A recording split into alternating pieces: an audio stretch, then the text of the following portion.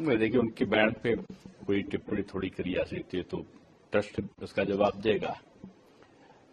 जहां तक हमारा स्पष्ट मत है, मैं व्यक्तिगत रूप में भी कहूं या आपने देखा होगा भाजपा का भी मत रहा ये पहले से, जो मुख्यमंत्री जी का, कि जो भी भ्रष्टाचार में संलिप्त होंगे या जो भी किसी प्रकार की विसंगति में, गड़बड़ी में होंगे, तो उनके खिलाफ एसआईटी की जांच बैठा ली।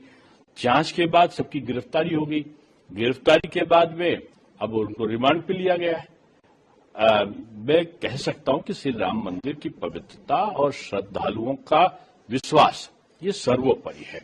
यदि किसी व्यक्ति के ने चढ़ावे में अनियमितता की है तो उसके विरुद्ध कानून के अनुसार कठोर कार्रवाई होनी चाहिए, सबका मत है।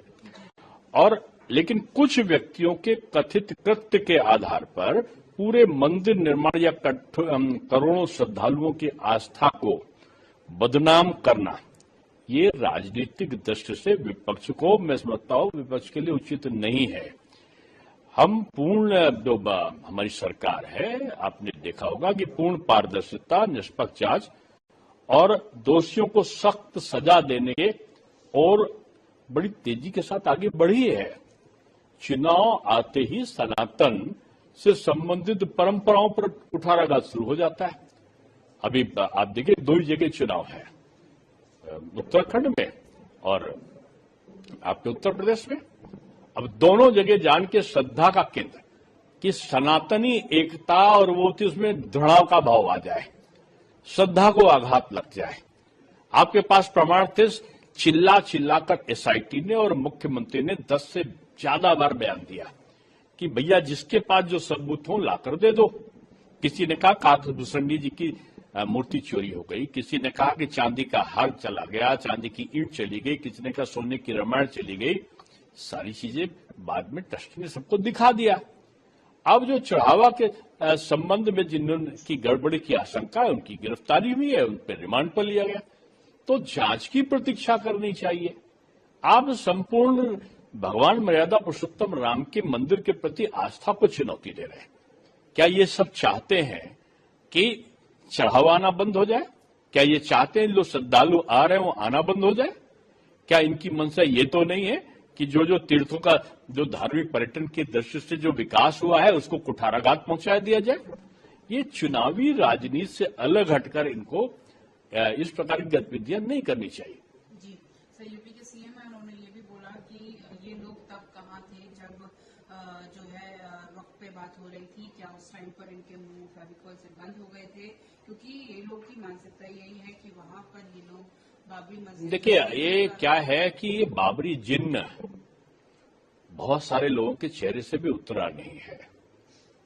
कि बाबरी जिन्न, बाबरी सोच जो थी वो औरंगजेबी कार्रवाई में भी परिवर्तित हुई कि जो ढांचे पर चढ़ा था, यानी जो श्री राम मंदिर था उसके ऊपर चढ़ा था, वो जीवित नीचे नहीं उतरा। ऐसा चुनौती दिया लोगों ने। उन्होंने कहा कि जो नहीं चाहिए हिंदू का वोट, ऐसे बयान दिए। तो ऐसे बयान देने वाले पार्टी क्या मर्यादा पुरुषोत्तम राम जी के प्रति श्रद्धा भाव रख सकते हैं क्या? आज तक मंदिर नहीं गए, आज तक 1 रुपए का आपने उसमें चंदा नहीं दिया है, आज तक आपने एक भी कोर्ट में उनकी पैरोकारी में खड़े नहीं हुए, एक भी आंदोलन में आप गए नहीं है। अब अचानक राम जी आपको सपने में कैसे आ गए? जो राम जी की श्रद्धा के प्रति गलत शब्दों का प्रयोग कर रहे थे कि वहां पर जहां राम मंदिर का स्थान है वो काल्पनिक है, राम सेतु बंधु रामेश्वरम काल्पनिक है, जो कह रहे थे कि वहां पर शौचालय बना दो, कोई कह रहे थे वहां पर अस्पताल या स्कूल बना दो, ऐसी भाषा को बोलकर आहत कर रहे थे श्रद्धालुओं की भावना को। अब दूसरी तरफ डाइवर्ट करके चुनाव की दृष्टि से लेकर लोग तरह तरह की बातें करने के बजाय एसआईटी की जांच का परिणाम आने दे तो ज्यादा बेहतर होगा।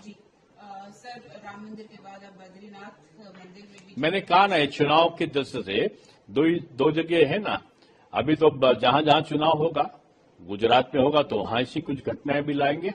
ये इनका एक हिडन एजेंडा आता है कुछ लोगों का, वो विषय को जनरेट करते हैं जान के सरकार के खिलाफ। आपको लड़ना है ना चुनाव, आप विकास के नाम पर लड़ो, आप भ्रष्टाचार के नाम पर लड़ो, आप देश की प्रगति के जो मॉडल है उसके खिलाफ लड़ो ना।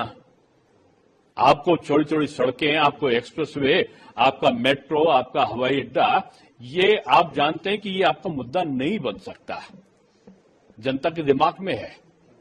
तो इसलिए मैं कहूंगा कि ये गलत निर्णय है लोक विपक्ष का, ये गलत सोच है।